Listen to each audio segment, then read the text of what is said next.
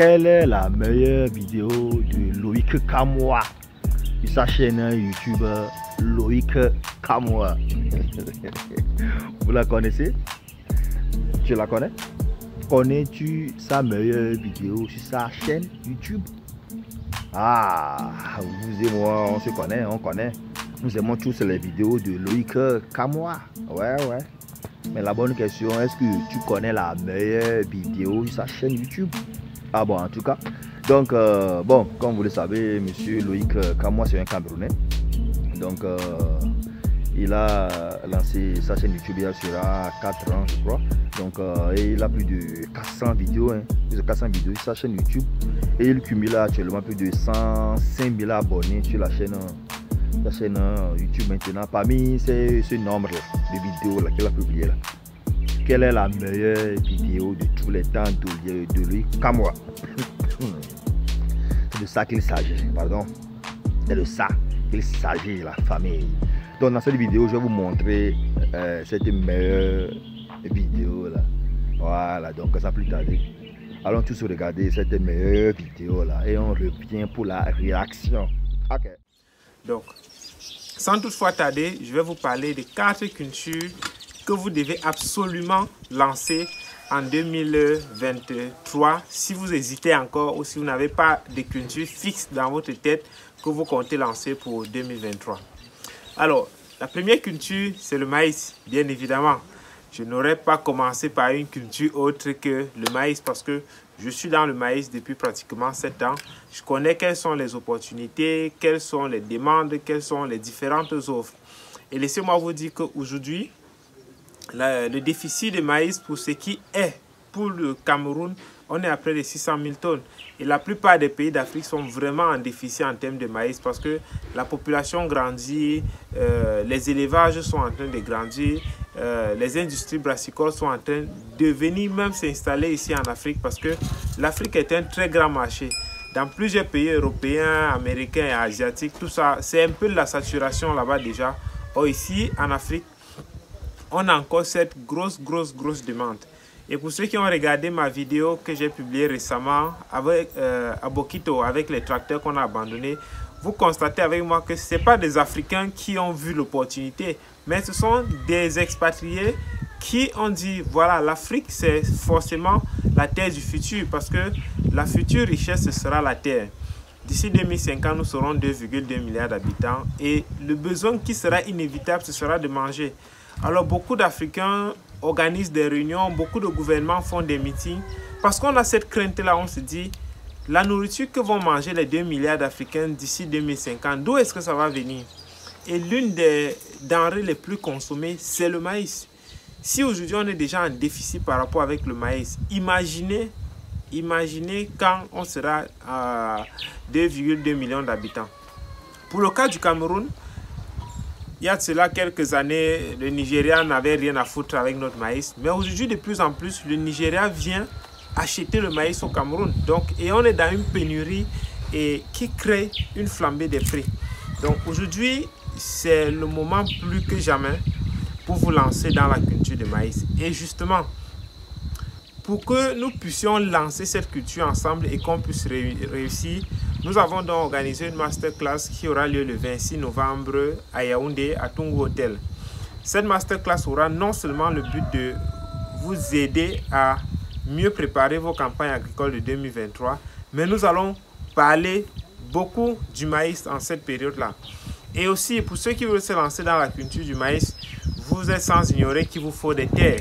Donc nous avons créé un formulaire que vous devez remplir si vous êtes dans le besoin d'acquisition de terrains agricoles. Pour le cas du Cameroun, dans un premier temps. Pour d'autres pays d'Afrique, on va voir avec le temps.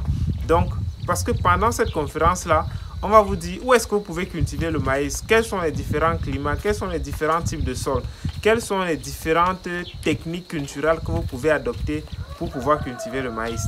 Mais, avant qu'on ne se voit à la masterclass du 26, je veux que vous répétiez cette parole tous les jours, c'est qu'en agriculture, on ne triche pas. Donc, pour que vous puissiez justement gagner beaucoup d'argent avec l'agriculture, comme je dis, il faut que vous soyez sérieux sur tous les points. respect de l'itinéraire technique, respect du calendrier agricole, respect des quantités de semences, respect des quantités d'engrais, respect de tout l'itinéraire de production. Parce que beaucoup de gens vont dire la terre ne trompe pas, c'est vrai, mais on ne trompe pas aussi la terre. Elle ne vous donne que ce que vous lui avez donné. Donc, si vous êtes vraiment intéressé à vous faire beaucoup d'argent avec une culture, c'est le maïs que je vous recommande vivement. Aujourd'hui, je vous assure, il n'y a pas 2 jours qui passent sans que les gens me contactent.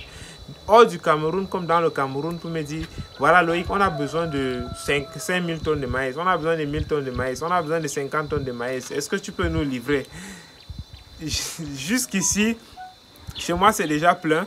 Dans tout ce que je l'ai dit, c'est rendez-vous en 2023, rendez-vous en 2023. Imaginez tous ces gars à qui j'ai donné rendez-vous en 2023. En 2023, s'ils m'appellent et que je les dis encore en 2024, vraiment, on va dire que je ne suis pas sérieux. Pourtant, si on m'appelle et que moi, je produis 1000 tonnes, je t'appelle de ton côté et dis, tu as combien de tonnes? Tu me dis, j'ai 500 tonnes. Voilà, on voit comment on va devoir servir ces différents marchés-là. Donc, vraiment, lancez-vous dans la culture du maïs. De plus en plus, nous avons des variétés améliorées qui nous donnent des rendements assez intéressants. On va parfois jusqu'à 6-8 tonnes à l'hectare avec le maïs, ce qui, dans les années précédentes, n'était pas encore le cas. Donc, voilà pour ce qui est de la première culture.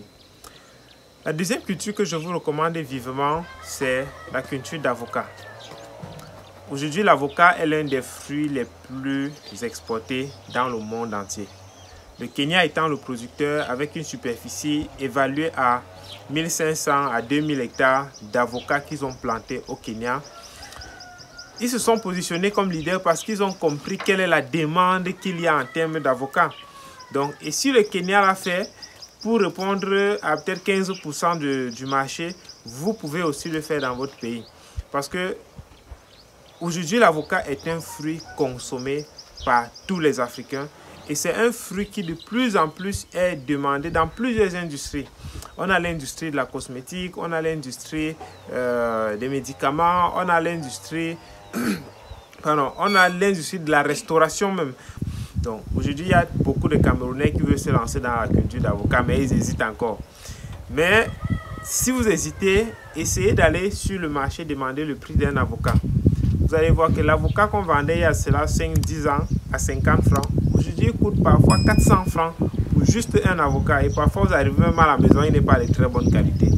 Donc lancez-vous dans la culture d'avocat. Et lorsque vous vous lancez justement dans cette culture, ne pensez pas exclusivement à l'export. Parce que avant d'exporter, il y a un marché national qui vous attend. Il y a des consommateurs qui vous attendent dans votre pays même en termes d'avocats. Parce qu'aujourd'hui, il y a beaucoup de gens qui pensent qu'on produit beaucoup d'avocats, mais on n'a même pas encore commencé à produire l'avocat. Pendant le Covid, il y a un monsieur qui m'a appelé, il m'a dit Loïc, est-ce que tu peux me livrer 2 conteneurs d'avocats chaque mois?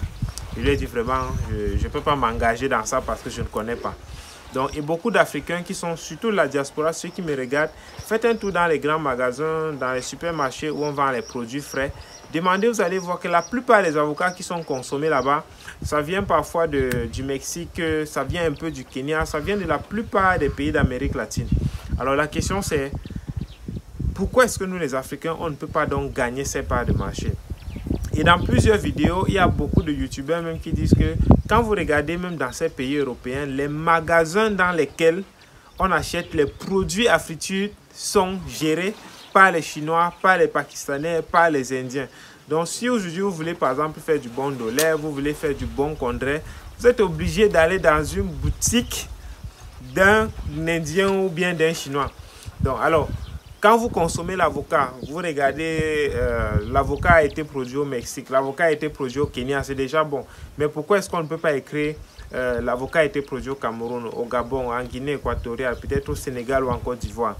C'est un marché que nous devons vraiment prendre. Et aujourd'hui, les gens ont compris. Les fruits qui viennent de l'Afrique même sont de plus en plus appréciés parce qu'il y a ce caractère bio-là que les gens apprécient beaucoup dans les fruits d'Afrique. Donc, si vous êtes de la diaspora et que peut-être vous cherchez un projet de retour, vous n'êtes pas pressé de rentrer, considérez bien la culture d'avocat parce que c'est une culture qui va commencer à produire à partir de la 3e année pour les variétés précoces. Donc, vous pouvez vous dire, voilà, je lance 10, 20, 30, 50 hectares et puis chaque année, je fais mes 2 ou mes 3 allers-retours au pays pour voir comment ça se comporte. Maintenant, l'année où ça entre en production, c'est l'année de mon retour définitif. C'est comme ça que vous pouvez aborder la chose. Maintenant, si vous êtes au Cameroun, peut-être que vous êtes cadre dans une entreprise, peut-être que vous êtes déjà entrepreneur, vous avez réussi dans un domaine, vous cherchez un autre domaine où vous allez investir votre argent, vraiment considérez le domaine de l'avocat parce que c'est un domaine qui est tellement prisé. L'avocat aujourd'hui s'utilise de la peau jusqu'au noyau, on ne jette rien du tout. Et si vous avez les intentions d'aller dans l'industrie de la cosmétique, ce sera toujours un avantage pour vous parce que produire c'est bien, transformer c'est mieux et commercialiser c'est encore génial. Donc si vous produisez de l'avocat, vous pouvez facilement le transformer en huile essentielle, vous pouvez le transformer en purée d'avocat, vous pouvez le transformer en beaucoup. Et le noyau a la particularité d'être une substance, je vais dire pas, d'être un produit qui est anticancérigène. Donc si vous voulez pousser vos recherches, vous pouvez aussi utiliser le noyau comme médicament. Donc voilà pour ce qui est de la deuxième culture. J'étais à une conférence hier et parmi ceux qui étaient présents, il y avait un monsieur qui faisait dans le poivre. Lorsqu'il m'a donné les chiffres de poivre, je n'en revenais pas. Pour ce qui est de la culture du poivre, c'est une culture que je vous recommande assez. On appelle souvent ça l'or blanc, l'or noir, parce qu'il y a le poivre blanc, il y a le poivre noir, il y a même le poivre rouge. Et beaucoup de gens ne connaissent pas quel est le potentiel du poivre. Quand il a fini de parler, c'est un monsieur qui a pratiquement 80 hectares de poivre. Quand il a fini, j'ai failli dire, mais qu'est-ce que je cherchais dans le maïs depuis? Parce que le poivre a une rentabilité qui vraiment vous surprend. Déjà, beaucoup de gens fuient cette culture parce que c'est une culture qui demande beaucoup d'investissement au début et qui prend le temps. Parce que pour 1 hectare de poivre, vous devez dépenser pratiquement 2 à 3 millions pour la mise en place et l'entretien pendant les 3 ou les 4 premières années avant qu'elle n'entre en production. Donc, vous êtes conscient que si on prend une moyenne de 2,5 millions, en 4 ans, ça va vous faire 10 millions. Vous n'êtes pas encore entré dans vos fonds. Mais la bonne nouvelle, c'est que à partir de la 4e année, lorsque vous commencez à vendre, vous pouvez faire un chiffre d'affaires de 12 millions sur un seul hectare de poivre. Donc, et on est venu à la conclusion que vous avez investi 10 millions pendant 4 ans, mais dès la 4e année, vous rentrez dans vos fonds et puis vous avez un autre bénéfice de 2 millions. Maintenant, à partir de la 5e année, vous gagnez 12 millions, mais vous ne dépensez que 3 millions. Donc, vous voyez que vous êtes en train de faire une dépense de 3 millions pour gagner pratiquement 9 millions par là. Vraiment, je vois souvent des publications, on dit, voilà une activité où vous allez gagner 200% de bénéfices. Moi, je me dis que le poivre mérite vraiment ce titre. Et beaucoup de gens le méconnaissent parce que c'est une culture dont on ne parle pas beaucoup. C'est une épice qui ne fait pas beaucoup de publicité. Mais il y a très peu d'aliments consommés en Afrique sur lesquels ou bien dans lesquels on ne met pas le poivre blanc. Alors, si vous êtes intéressé par une culture qui peut vous donner assez de rentabilité, pour moi, considérez la culture du poivre. C'est vrai, c'est une culture qui est très délicate parce que ne voyez pas seulement l'argent qui est sur ça. Il y a beaucoup de travail sur le poivre. Que ce soit de la mise en place jusqu'à la récolte. Parce que déjà, il faut planter les tuteurs, attendre 6 mois. Après, il faut mettre la pépinière au sol pour pouvoir... Oh là là, c'est quoi ça? Donc, je disais, il faut déjà préparer les tuteurs pendant pratiquement 6 mois. Après, il faut préparer les plants de poivrier que vous allez introduire et vous allez attendre jusqu'à 3 ans. Donc, il n'y a pas beaucoup d'Africains qui peuvent décider de garder 3 millions. Et quand on dit 3 millions par an, c'est pour 1 hectare. Parce que si tu veux lancer 10 hectares, ça va faire 3 millions fois 10. Donc, ils vont te faire 30 millions que tu vas dépenser chaque année pendant 4 ans. Donc, ça va faire 120 millions que tu dois dépenser. Mais sauf qu'après les 4 années, tu auras 12 millions fois 4. Donc, fois 10. Donc, vous pouvez essayer de faire la rentabilité. Vraiment, je vous conseille d'aller sur Internet, faire les recherches sur le poivre, faire les recherches sur la culture de poivre. Et avant, beaucoup de gens avec ce stéréotype de dire que le poivre ne peut se cultiver que dans une zone particulière. Non, non, détrompez-vous. Vous pouvez faire le poivre dans toutes les localités. En fait, et l'agriculture, c'est une science locale. C'est un peu comme le maïs. On a le maïs des zones froides, on a le maïs des zones chaudes, on a le maïs des montagnes, on a le maïs des plaines. En fait, c'est un travail de recherche que les gens ont fait par rapport au maïs. Donc, vous pouvez aussi le faire par rapport au poivre. Peut-être au début, vous n'aurez pas les bons rendements, mais après, ça va suivre. Parce que pour ceux qui ont les rendements médiocres, qui les permet d'avoir les 12 millions par hectare dont je vous disais, c'est les gens qui ont entre 700 kg et 1 tonne à l'hectare. Mais pour ceux qui ont des variétés améliorées et qui ont poussé les recherches, parfois ils vont jusqu'à 2 tonnes et demi à l'hectare. Donc imaginez l'argent que vous pouvez vous faire avec la culture de poivre. Donc si pour moi il fallait catégoriser, j'aurais mis le poivre en numéro 1, j'aurais mis le maïs en numéro 2 et j'aurais mis l'avocat en numéro 3. Maintenant, en numéro 4, la culture que moi je vous recommande, c'est la culture du piment. Je vous recommande cette culture pour 3 raisons. Bon, déjà, quand on dit piment, c'est piment dans le sens propre et non dans le sens, dans le sens figuré. Parce que quand je veux parler du piment, beaucoup de Camerounais vont commencer à penser à autre chose. Donc, je parle du piment, le fruit qu'on consomme, qu'on met dans la sauce. La culture du piment est une culture assez rentable. Et j'aime principalement cette culture parce que c'est l'une des rares cultures maraîchères qu'après qu'elle soit entrée en maturité, on peut sécher. La plupart sont des vivres frais, tomates, poivrons, concombres, les légumes. Une fois que vous avez récolté, il faut rapidement courir sur le marché. Or, la particularité avec le piment, c'est que même si vous êtes sur 100 hectares de piment, vous le récoltez, vous le séchez et puis vous pouvez vendre au fur et à mesure. Parce que quand vous avez la pression de vendre un produit parce qu'il est frais, parfois vous le vendez même à perte juste parce que vous voulez juste récupérer votre argent. Donc le piment déjà a cette particularité que vous pouvez le conserver et le vendre quand vous voulez. Ça veut dire au prix auquel vous voulez sans pression. La deuxième chose aussi, c'est la demande qu'il y a en piment. Nous Africains, nous mangeons beaucoup épicé. Et le piment est un aliment qu'on consomme tous les jours. C'est peut-être un aliment banal, mais laissez-moi vous dire que si vous vous positionnez vraiment dans dans l'industrie de la production et de la transformation des piments, vous allez vous faire beaucoup d'argent. Surtout qu'aujourd'hui, beaucoup d'Africains qui réussissent à produire de façon industrielle le piment sont contactés par les Asiatiques, sont contactés par les Américains, sont contactés par les Européens, parce qu'eux aussi ils ont besoin de notre piment ici. Donc, beaucoup d'Africains ne rêvent pas assez. Beaucoup d'Africains, lorsqu'ils se lancent dans l'agriculture, moi je le dis toujours, vous voyez un gars, dès qu'il a ses 10 hectares, il marche au quartier, on l'appelle déjà président, il croit qu'il est arrivé, pour lui ça s'arrête là.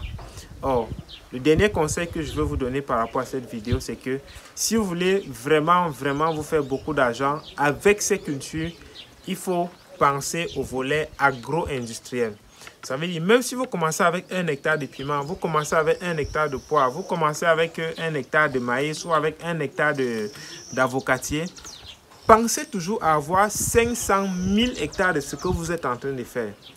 Parce que nous, les Africains, on a cette particularité-là qu'on aime toujours les petits projets, les micro-projets. C'est pour ça que quand vous voyez les compétitions, on dit toujours les projets communautaires. Donc, tu fais le projet, c'est pour ton village. Donc, il faut qu'on apprenne à rêver au-delà. Quand vous allez dans d'autres cieux, moi, j'adore le Brésil parce que vous arrivez dans une région comme la région du Mato Grosso au Brésil. Vous voyez une exploitation, on vous dit qu'il a 100 000 hectares. Il a 50 000 hectares de maïs, il a 30 000 hectares de soja, il a 20 000 hectares de coton. Si le Brésil l'a fait, pourquoi la RDC ne peut pas le faire? Pourquoi est-ce que le Sénégal ne peut pas le faire? Pourquoi est-ce que le Tchad ne peut pas le faire? Pourquoi est-ce que le Cameroun ne peut pas produire sur des telles superficies? Déjà que les statistiques démontrent que 60% des terres arables du monde entier sont en Afrique. Mais si nous les Africains on continue à produire sur 2 hectares, 5 hectares, on continue à faire des micro-entreprises, on ne va pas s'en sortir. Pensez déjà que si vous faites par exemple le piment, vous allez produire le piment, s'aimer avec les tracteurs, moissonner avec les tracteurs, avoir une industrie de transformation.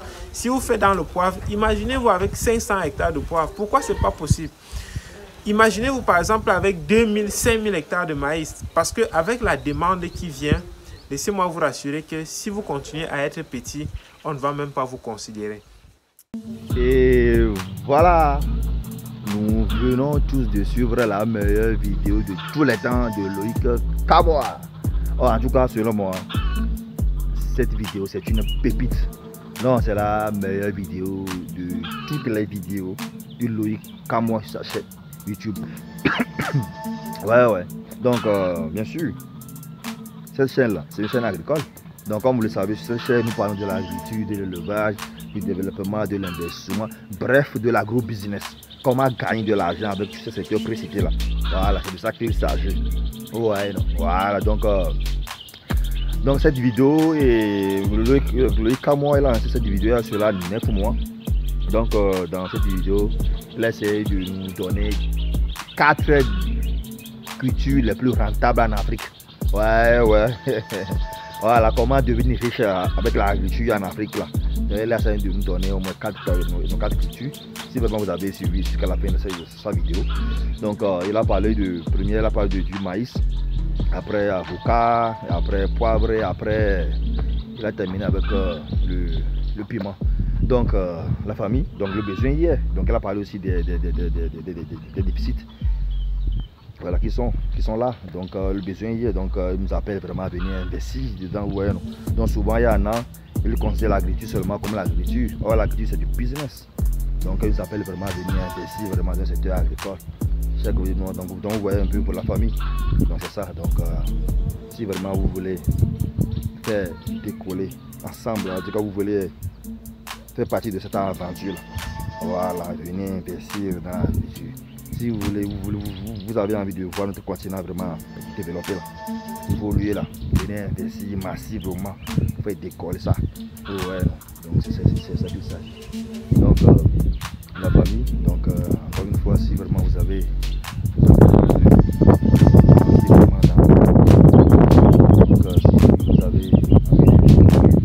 d'améliorer vos finances, si vous avez envie d'avoir une valeur ajoutée dans votre cité là, la famille, vous êtes sur la bonne chaîne agricole. Donc, la famille, c'est presque comme ça à la fin aussi. Donc, si vous avez aimé, il faut s'abonner et activer la cloche pour ne rater aucune de mes prochaines vidéos. Donc, sur ce, on se dit ciao, ciao.